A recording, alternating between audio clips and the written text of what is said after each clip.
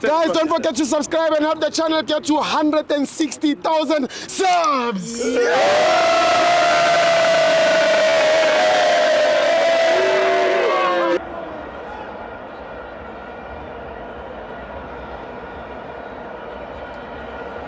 Welcome to my friends on TV. It's the Carling Black Label Cup. Kaizer Chiefs 0, Stellis 1 via penalties. I'm joined by Umfana Semnambiti. Still Sasanda. grand. Ayimna. Yeah, isithiwo zenzeka izinto.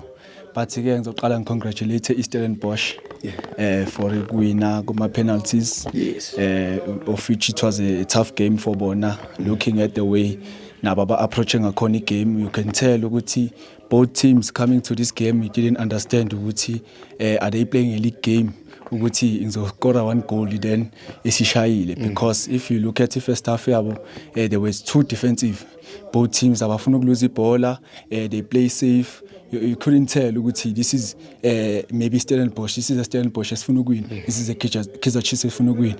Even though Kaizer Chiefs on my side, I think they created chances, not much chances if you compare to ama games abadlalile abomaZulu and other teams, but they created those chances because khona le chance ephumile kamayo ne la shaya khona iplayer waseshaya kwashaya ipool, and they've been trying ukushala amabhola lawa amade especially for 90 minutes, but if you beg game isiyophela, you can tell ukuthi it game became more interesting masisiyophela, and I think that was a plan maybe for Stellenbosch for me, because if you beg ukuthi team izofike idlale deep the whole game, then go 90 minutes that is where you see ama players manje asefuna ukuthatha responsibility, they are now attacking and putting in ama players afana nabo De Jong also add kwi attack abo Cupido. So it tells you ukuthi it's like both teams they wanted to cheat the game ukuthi ngizowina nje ngokuthi ngithole le chance le yabo, like just nje uvele urope game ngithola. So they didn't have the intention ukuthi I'm going to dominate, I'm going to score 3 goals, I'm going to win by so many goals ukuthi ngidlulile with a fair win yangithola. So but for Kaizer Chiefs on my side, I think it is something that has to be said, looking at the way they have been playing, and today mangiza kule game I wanted to see something. I wanted to see a Kaizer Chiefs that is scoring goals, and look iqalile season, I think the game they played against Stellenbosch, they scored 2 goals and it was set piece goals. Iqala kwaba I free kick liyasha uNgcobo, then the other one it was I penalty liyascore uLilepo. Then after game le Stellenbosch, tell me ukuthi which game any game abayidlalile la they scored bascore khona 2 goals kuyaphezulu. Ayikho. And looking at the kind of goals abawa scoring, tell me a player that has more than 2 goals kwi league Kaizer Chiefs. You look at the players abakora ama goal. The first goal yakora uSirino, it was a goal ile I scored I think Richards Bay whereby ba hit counter, then it was ibhola lishaya outside the box. You look at the goal la Ndlovu lela likora against ngisaza bedlala nane FNB, okwaba nje ibhola la thola Frost labuya kuNdlovu la kore. Then like you look at the goals abakorile, like kuze kufike manje ukuthi you can tell ukuthi it was just ama goals like leli Mbukazi la whereby you say it's manje ibrilliant kabani ezoswinela igame. It has been like ayikho igoli abalikorile ukuthi si builder from center back silifake midfield siya attacker, then we try to create a chance and score. There's no goal abalikorile bezama ukudlala kanjalo. Even in the game eMaZulu besilo sithi liyangena, but because kwaphela 90 minutes lo sithi promising. So one thing engifuna ukuyiraise ukuthi this season, one thing nginoticile Kaizer Chiefs, it's repeating the same thing eyenzile last season. Remember mangikhuluma nawe ngitshela ukuthi Kaizer Chiefs was the team that created most chances last season. Shots on target, that had most shots on target. But tell me how many of the shots on target did they score?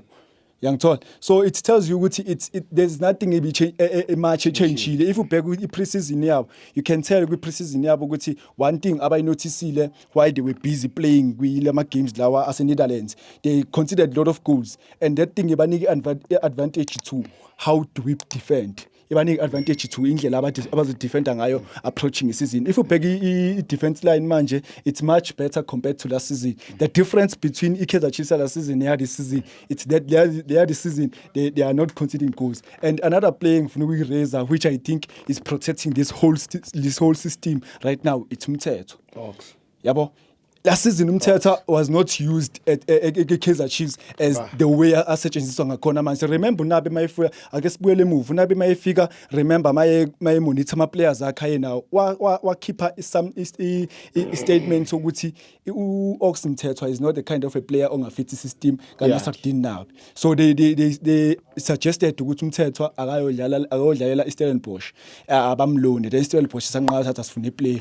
They went to market, they said okay guys, any team efuna Mthethwa, Ox Mthethwa is available, but ngisho ke there's no team approach ukuthi hayi Mthethwa siyamfuna. But after waba introduce kancane through ama injuries, through like belokhe vele, but now he's now that one kind of a player. When you say Kaizer Chiefs, in order for them ukuthi bangaconcede, it's Mthethwa has to contribute kuleyo game leyo ukuthi ensure team I concede.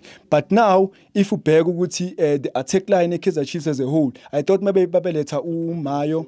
Okay, I thought maybe letha uMayo uzoletha that thing yokuthi abe converter. If you bheka ukuthi right now the way aba creating ngakhona ama chances, it tells you ukuthi that the strikers abanawo, the wingers abanawo, they do not want to take responsibility to say mina I'm the one who's going to score goals there, because it doesn't take a striker in order for a team ukuthi score ama goals. Sometimes you look at Messi during the Barcelona time. He was a player who was scoring so many goals, but ask yourself ukuthi laphana kwakunabo Suarez, kwakunabo Neymar, but Messi right now he has more goals than the two layers during that time. So it doesn't need to go to a striker in order for you to score goals.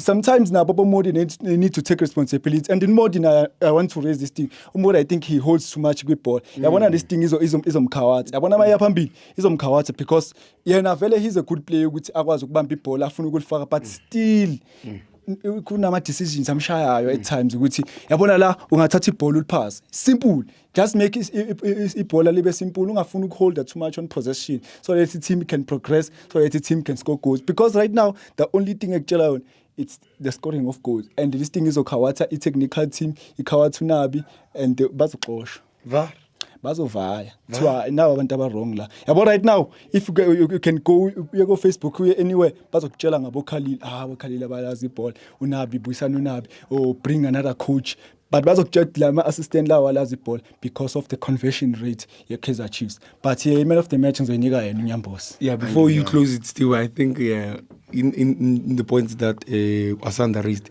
I think even though we might find it funny in terms of bantering and stuff, but I think there's a division in the dressing room. I think there are two teams in the dressing room still.